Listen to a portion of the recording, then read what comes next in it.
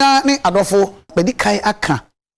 se oboa me wodwumadi yi so a eda ne de nyina obetimi abetena so ne matwetwe nkomo kutimi hu se doctor timi ba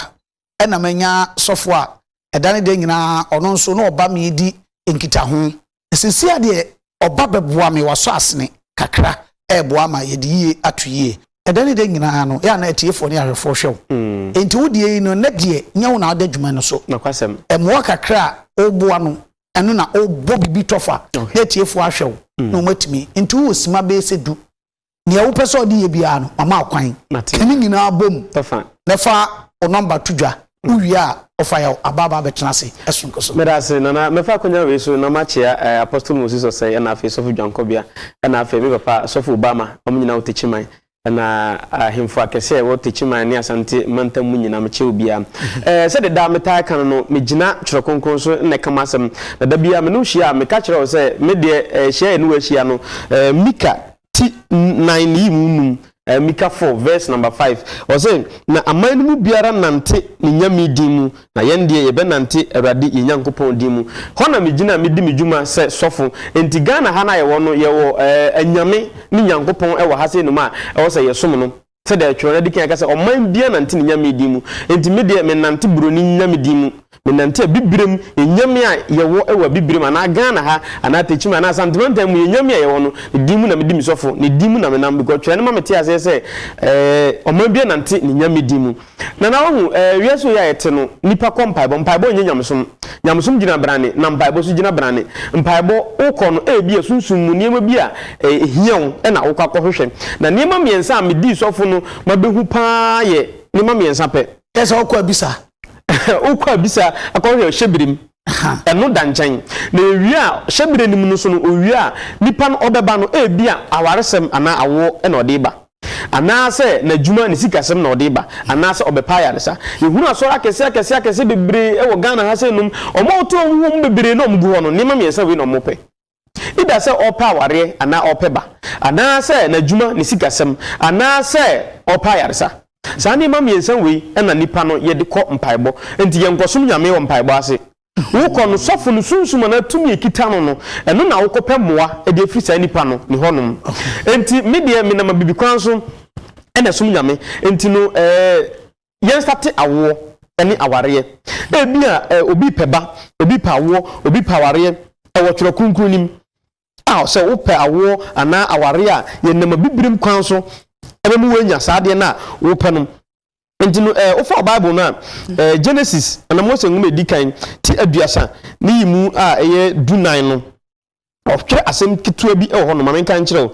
o se na ayutwa bere duruye no Ruben firi adi ekohunu dudem ase ne odo aduaba o kan kwa ase a odo aduaba no eye aduaba bi wo Ghana ha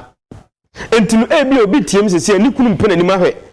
na yiri mpena ni mahwe ni kunu mfrɛ ne na Ruby no na o maame ye friend Leah no so wo krafo ne krafo no agya ware na boso na Ruby no kọ baabi okodu nwuram no ohu aduaba ye friend dudem adudem no bi wo Ghana ha ye pebi ebenya bi wo pebi amenya bi ama e no ti bibire ne maame se ne maame ne nje o kan gwa se dana da maame ne gi dudem no papa ne frɛ ne na aka mamu no se bema ware mienu a ye hyehye ne na wotwe we ne beba beda na wotwe oba we ne beba beda but we die Ruby okuhu dudem no hu say no odise odi bibe ne maame because papa no Jacob no onfre Leah mo no ne na ntina Rahel agya ware na boso enti odi dudem ne bre no e no so koje na wade enti ebi obi ji ukunu obi ji oyere ana awo no emma ana ye dudem ne bi ne de yesunsun mu ade e de amawo se de be ya awade ne awo na ope no onsa betimi aka eno wo aburukyire a wonka ho eno wo aburukyire dia ye wo se de fere sunsun meduro na maka ho asem akyerew na sunsun na nkasa ade abrew bedo wo Ghana ha dia ne de no kwasem ni ida se me de ma ne ana se wo batechiman ana wo hyem Kenya ase na wo ba beje dudem ni bi Kenya ase ne Kenya ase ahafu Kenya ase number 2 Alabama hotel in Chempe ho na me wo pakro ne ba ne keska no na betu ama na me ba cho ba keska de anyama sem na ye honom no se na hyehyɛ ne tiem wo ba ye wo emergency instant and back to the sender se wo bibia dane ana jesu ade yo ana se ye hwe wasem mama entinu bo so afode jesu no bo so afode million no makoma ko 9 4 million jesu na me wa mam say na no ye pon e be hia a chiro na dabi asem de wo ka enka ma no opon na no kosi a chire wo na se okofa wa na sa tefo hwentu de ma edini patrosha ne so sa fama me edini bia awone aware asem de ahia me na ye mo ho nkomo me number na desk ni so no betumi apeke bi na ya fa ewu bible nim na obi su tie me last be ka sikasem ye wo honhoma emasika ye dikan aka ho asem dada a ye friend Mammon yesu se fa na damfo o fa Mammon na damfo a wadwuma wo ye sikasem be koso Mammon no me kopen me bre ansa na me nya no entimi de atikuo a betumi abadwani kuo ni bi kuo no so be wura ma no so sa million 9 nyabutre atiefo ma hu se de sofo si chechire mu no